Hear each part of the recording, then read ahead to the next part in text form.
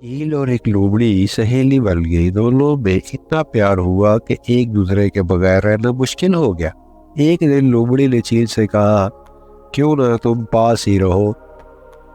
पेट की फिक्र में अक्सर मुझे यहाँ से दूर जाना पड़ता है। मेरे बच्चे घर में अकेले रह जाते हैं और मेरा ध्यान बच्चों की फिक्र में ही लगा रहता है।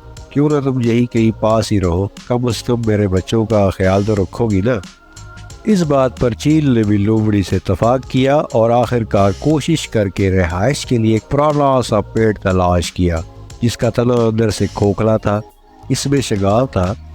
दोनों को ये जगह बहुत पसंद आई। लोमड़ी अपने बच्चों के साथ शगाफ में और चील ने पेड़ पर बसेरा कर लिया।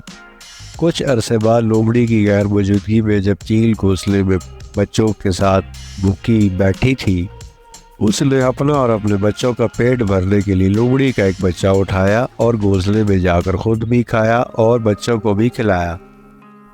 जब लोमड़ी वापस आई तो एक बच्चा गायब पाया।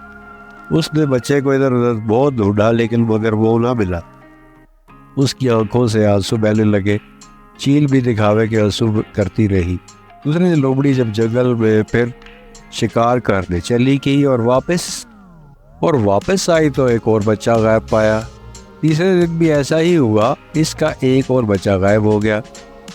चील लोमड़ी के सारे बच्चे खा गए। लोमड़ी को चील पर शक हुआ था।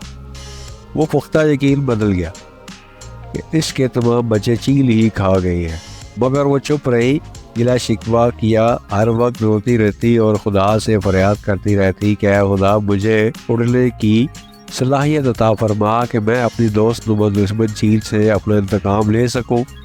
खुदा ने लोमड़ी की इल्तिजा सुन ली और चील पर अपना कहर नाजिल किया। एक रोज़ भूखे हाथों तंग आकर चील तलाश रोजी में जंगल में उड़ी चली जा रही थी कि एक जगह धुआं उठकर देखकर जल्दी से उसकी तरफ लपकी। देखा कुछ शिकारी आग जलाकर अपने शिकार भूलने में मसरूफ है।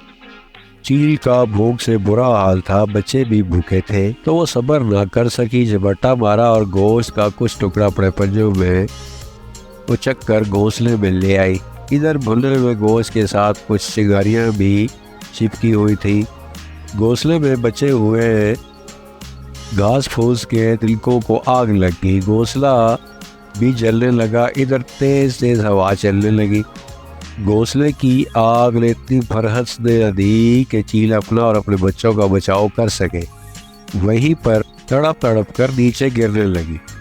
लोमड़ी ने झट अपना बदला ले लिया और उन्हें चबा कर खा गई। नतीजा ये, जो किसी के लिए कुआं खोदता है खुद भी इसमें जा गिरता है। इसलिए सियालों ने कहा है कि बुराई करने से पहले सोच ले कि बाद में पछताना ना पड़े। जी तो प्यारे बच्चों, ये थी आज की कहानी, एक चील और एक लोमड़ी की। उम्मीद है आपको पसंद आएगी। वीडियो पसंद आए तो इसको लाइक करें, इसको शेयर करें और चैनल को ज़रूर सब्सक्राइब करें। मिलते हैं नेक्स्ट वीडियो में। अल्लाह।